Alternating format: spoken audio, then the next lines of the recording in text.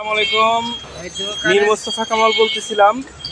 দোকানের বয়স 30 বছর। এই যে উনি একটা পলিশ মিস্ত্রি আর কি, উনি জুতা পলিশ করতেছেন। এই যে ওনার দোকানের বয়স হচ্ছে 30 বছর। এই যে কীভাবে পলিশ করে, এটা কি দিলেন ফার্স্টে? এটা হলো গোলা কালার। কালার কালার দিয়ে আগে হচ্ছে আপনার জুতাটাকে হচ্ছে মুছে নিতেছে আর কি। এটা কিন্তু আমরা অনেকেই ভুল করি যে এটাই বলা হয় পলিশ, কিন্তু আসলে এটা পলিশ না। উনি হচ্ছে জুতাটাকে কালার করে দিয়ে মুছে দিচ্ছে, তাই তো? হ্যাঁ, দেন হচ্ছে পরবর্তী সময় উনি পলিশ করবে আর কি। কালার দিয়ে উনি হচ্ছে জুতাটা মুছে দিচ্ছে। এই যে সম্পূর্ণ জুতায় উনি এই কালার দিয়ে মুছে দিচ্ছে আর কি, এটাই দেখা যাচ্ছে। তারপরে উনি পলিশে যাবে। তো আপনার দেশের বাড়ি কোথায়? যশোর। যশোর। যশোর না? হ্যাঁ, ফরিদপুর যশোর সব এলাকায় না এ আপনাদের যে এই কাজগুলো করে না? হ্যাঁ, যশোর বেশি। যশোর বেশি। এখানে বাসা কোথায়? বড় বাজার। বড় বাড়ি বা বড় বাজার, ওই যে পালপাড়া ঘাট পার হয়। হ্যাঁ হ্যাঁ, পারপাড়া ঘাট পার এই যে। হ্যাঁ আমি চিনি, আমার মিরপুরেরই জন্ম। বুঝতে পারছি।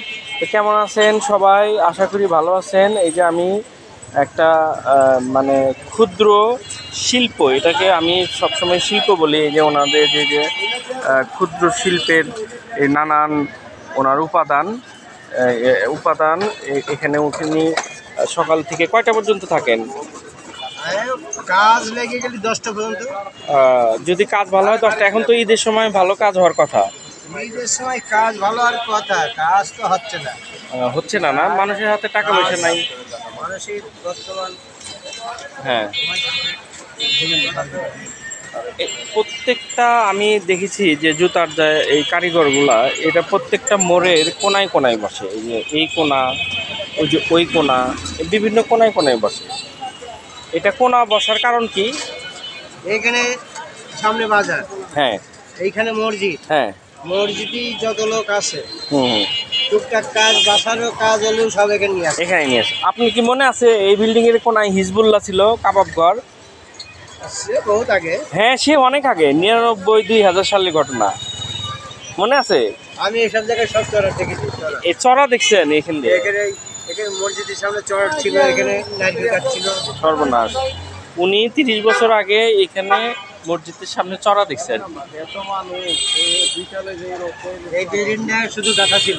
গাথা? ডাক্তারি করতো, শুধু গাথা ছিল একটা। এখন সেই জায়গায় ছয়তলা হয়ে গেছে। 6 তলা হয়ে গেছে। হুম।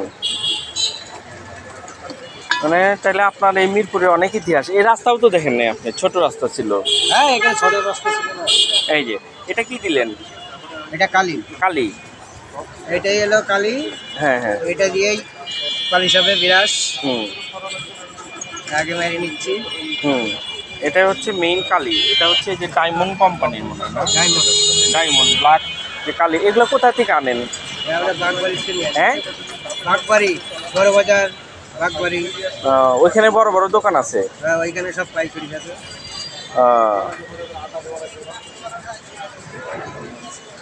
আর এইদিকে কোথাও পাওয়া যায় না?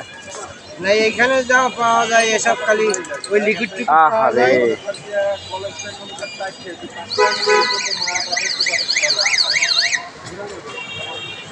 সমস্যা হয়ে গেল, ওনার ব্রাশটা ভেঙে গেল আর কি।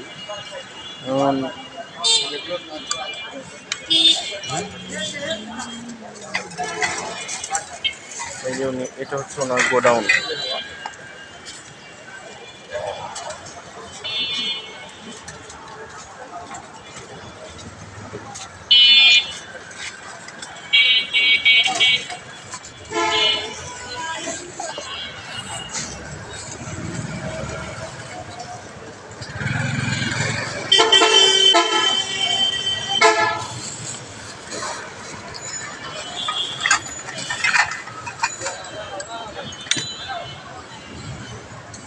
পুরান হয়ে গেছিল নাকি?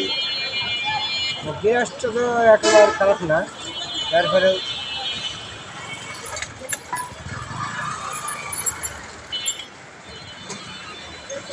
ধন্যবাদ বন্ধুরা, আমি একটু দেখাতে চাইলাম ওনারা কিভাবে জুতা কালি করে, ওনার ইতিহাস ঐতিহ্য এখানে কত বছর হলো আছে এবং ওনার বাড়ি সব কিছু মিলিয়ে আমি চেষ্টা করলাম একটা তথ্য দেওয়ার জন্যে।